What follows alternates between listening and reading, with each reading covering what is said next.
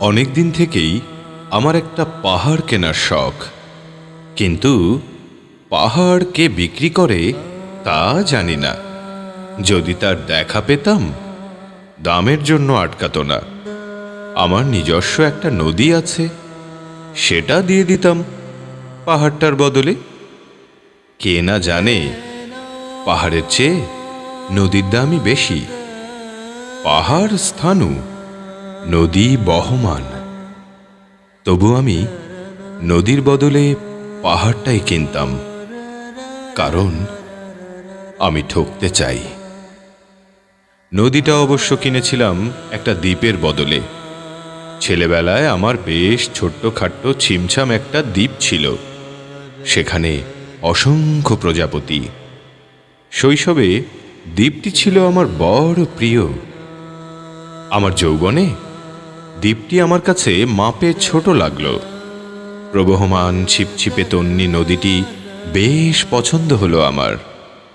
বন্ধুরা বলল, ওইটুকু একটা দ্বীপের বিনিময়ে এত বড় একটা নদী পেয়েছিস, খুব জিতেছিস তো মাইরি।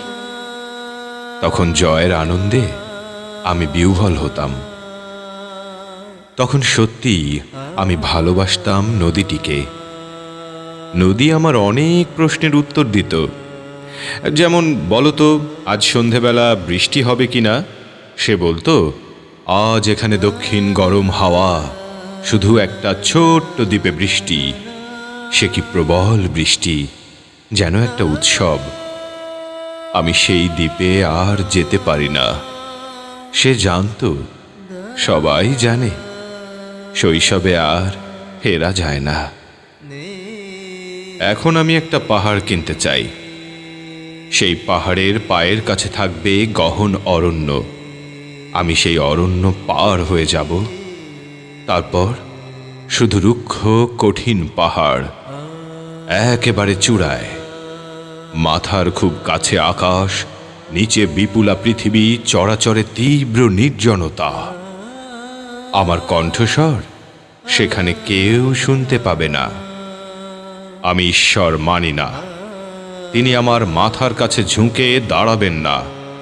আমি শুধু 10 দিককে উদ্দেশ্য করে বলবো, প্রত্যেক মানুষই অহংকারী। এখানে আমি একা। এখানে আমার কোনো অহংকার নেই। এখানে জয়ী হবার বদলে ক্ষমা চাইতে ভালো লাগে। হে 10 দিক, আমি কোনো দোষ করিনি, আমাকে ক্ষমা করো, আমাকে ক্ষমা করো।